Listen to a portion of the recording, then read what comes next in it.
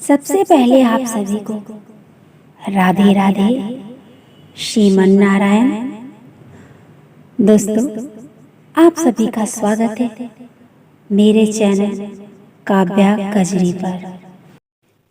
शनिदेव को ग्रहों का राजा कहा जाता है। भगवान भोलेनाथ ने इन्हें न्याय के देवता की उपाधि दी है। जो लोग शनिवार का व्रत करते हैं उनको पूजा के समय शनिवार व्रत कथा का श्रवण करना चाहिए। शनिदेव को बहुत जल्दी क्रोध आ जाता है।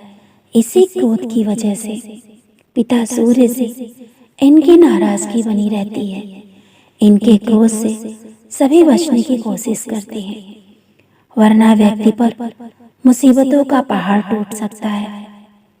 इसीलिए इन्हें प्रसन्न करने के लिए शनिवार व्रत रखा जाता है।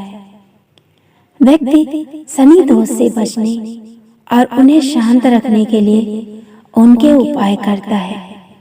शनि कृपा से व्यक्ति को सुख और वैभव की प्राप्ति होती है। जो लोग शनिवार का व्रत करते हैं उनको पूजा के समय शनिवार व्रत कथा का श्रवण करना चाहिए। एक बार की बात है, सभी 9 ग्रहों सूर्य, चंद्र, मंगल, बुध, बृहस्पति, शुक्र, शनि, राहु और केतु में बहस हो गई कि कौन सबसे बड़ा है। आपस में लड़ने के बाद सभी देवराज इंद्र के पास पहुंचे। इंद्र असमंजस की स्थिति में निर्णय नहीं दे पाए, परंतु उन्होंने सभी ग्रहों को सुझाव दिया कि पृथ्वी पर राजा विक्रमादित्य ही इसका फैसला कर सकते हैं, क्योंकि वो बहुत न्यायप्रिय राजा है। सभी पृथ्वी पर राजा विक्रमादित्य के पास गए और अपने आने का कारण बताया। राजा उनकी समस्या को सुनकर बहुत परेशान हुए।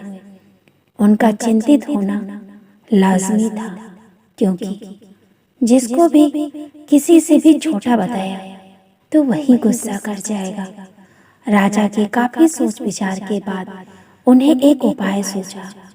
उन्होंने स्वर्ण, रजत, कांस्य, पीतल, सीसा, रांगा, जस्ता, अभ्रक और लौह से 9 सिंहासन का निर्माण कराया और उन्हें उपयुक्त क्रम में रखा गया। सबसे निवेदन किया गया कि क्रमानुसार सिंहासन पर आसन ग्रहण करें। शर्त रखा गया कि जो सबसे अंतिम में सिंहासन पर आसन ग्रहण करेगा वही सबसे छोटा माना जाएगा, जिसकी वजह से शनिदेव सबसे बाद में आसन प्राप्त कर सके और वो सबसे छोटे कहलाए। क्रोध के आवेश में आकर शनिदेव ने सोचा कि राजा ने यह सब कुछ जानबूझकर किया है। कुपित होकर राजा से कहा, राजा तुम मुझे नहीं जानता। सूर्य की एक राशि में 1 महीना, चंद्रमा 2.25 महीने और 2 दिन, मंगल 1.5 महीना, बृहस्पति 13 महीना, बुध और शुक्र 1 महीने विचरण करते हैं, लेकिन मैं 2.5 से 7.5 साल तक रहता हूँ। मैंने बड़े बड़े का विनाश किया है।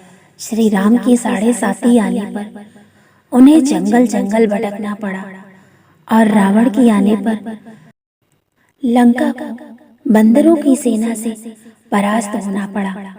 क्रोधित शनिदेव ने राजा से कहा कि अब आपको सावधान रहने की जरूरत है। इतना कहकर शनिदेव कुपित अवस्था में वहां से चले गए। समय गुजरता गया और कालचक्र का पहिया घूमते हुए राजा की 7.5 आ ही गई। तब शनिदेव घोड़ों का सौदागर बनकर राजा के राज्य में गए। उनके साथ अच्छे नस्ल के बहुत सारे घोड़े थे। जब राजा को सौदागर के घोड़े का पता चला तो अश्वपाल को अच्छे घोड़े खरीदने के लिए भेजा। अश्वपाल ने कई अच्छे घोड़े खरीदे। इसके अलावा सौदागर ने उपहार स्वरूप एक सर्वोत्तम नस्ल के घोड़े को राजा की सवारी हेतु दिया।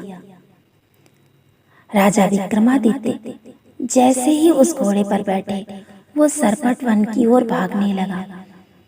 जंगल के अंदर पहुंचकर वो गायब हो गया। भूख प्यास की स्थिति में राजा जंगल में भटकते रहे। अचानक उन्हें एक ग्वाला दिखाई दिया जिसने राजा की प्यास बुझाई। राजा ने प्रसन्नता से उसे अपनी अंगूठी देकर नगर की तरफ चले गए। वहां एक सेठ की दुकान पर पहुंचकर उन्होंने जल पिया और अपना नाम वीका बताया। भाग्यवश उस दिन सेठ की खूब आमदनी हुई।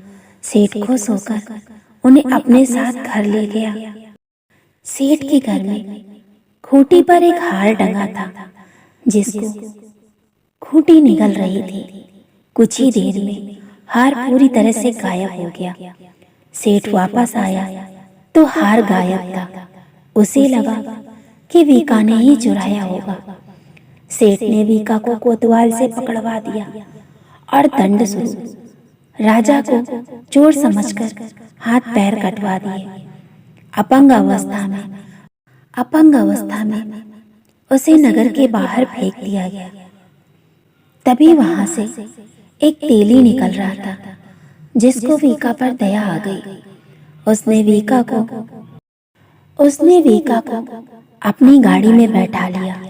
वीका अपनी जीभ से बैलों को हाँकने लगा। कुछ समय पश्चात राजा की शनि दशा समाप्त हो गई।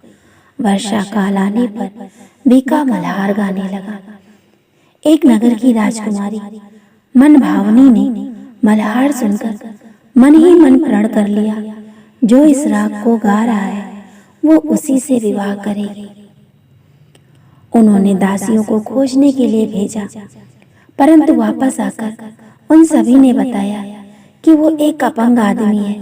राजकुमारी ये जानकर भी नहीं मानी और अगले दिन वह अनशन पर बैठ गई। जब लाख समझाने पर राजकुमारी नहीं मानी, तब राजा ने उस तेली को बुलवा भेजा और वीका से विवाह करने की तैयारी किया गया। वीका से राजकुमारी का विवाह हो गया। एक दिन वीका के स्वप्न में शनिदेव ने आकर कहा, देखा राजन, तुमने मुझे छोटा बताकर कितना दुख झेला है। राजा ने क्षमा मांगते हुए हाथ जोड़कर कहा, हे शनिदेव, जैसा दुख मुझे दिया है किसी और को ऐसा दुख मत देना। शनिदेव इस विनती को मान गए और कहा, मेरा व्रत और कथा से तुम्हारे कष्ट दूर हो जाएंगे। जो भी नित्य मेरा ध्यान करेगा, चींटियों को आटा डालेगा, उसकी सारी मनोकामना पूर्ण हो जाएंगी। शनिदेव ने राजा को हाथ पैर वापस दिए। दूसरे दिन सुबह राजकुमारी की आंख खुली तो आश्चर्यचकित हो गई। वीका ने मनभावनी को बताया कि वो उज्जैन के राजा विक्रमादित्य हैं। मनभावनी खुशी से फूले नहीं समा रही थी। राजा और नगरवासी सभी अत्यंत प्रसन्न हुए। सेठ ने जब ये बात सुनी तो पैरों पर गिरकर क्षमा मांगने लगा। राजा ने कहा, ये सब शनि देव के कोप का प्रभाव है, इसमें किसी का कोई दोष नहीं। सेठ ने निवेदन करते हुए कहा, मुझे तभी शांति मिलेगी जब आप मेरे घर चलकर भोजन करेंगे। सेठ ने कई प्रकार के व्यंजनों से राजा का सत्कार किया। जब राजा भोजन कर रहे थे, तभी जो खूंटी हार निगल रही थी, वही अब उसे उगल रही थी। सेठ ने अनेक मोहरे देकर राजा को धन्यवाद किया और अपनी कन्या श्री कंवरी से पाणिग्रहण का निवेदन किया। राजा ने सहर्ष स्वीकार कर लिया। राजा अपनी दोनों रानियां मनभावनी और श्री कंवरी को लेकर उज्जैन नगरी लौट आए। सारे नगर में दीपमाला और खुशी मनाई। राजा ने घोषणा करते हुए कहा कि मैंने शनिदेव को सबसे छोटा बताया था, लेकिन असल में वो ही सर्वोपरि है। तब से सारे राज्य में शनिदेव की पूजा और कथा नियमित होने लगी। सारी प्रजा के बीच खुशी और आनंद का वातावरण बन गया। शनिदेव की व्रत कथा जो भी सुनता या पढ़ता है उसके सारे दुख दूर हो जाते हैं। शनिवार के दिन शनिदेव को काला तिल, काला वस्त्र, तेल, उड़द शनिदेव को अति प्रिय है। इसीलिए इनके द्वारा शनिदेव की पूजा की जाती है। शनि स्तोत्र का पाठ या शनि चालीसा का पाठ करने से शनिदेव की कृपा हमेशा आपके ऊपर बनी रहेगी। यदि आपको मेरी वीडियो पसंद आती है तो मेरे चैनल को सब्सक्राइब करें, मेरे वीडियो को लाइक करें और ज़्यादा से ज़्यादा शेयर करें। और हाँ, कमेंट में राधे राधे अवश्य लिखें। राधे राधे दोस्तों।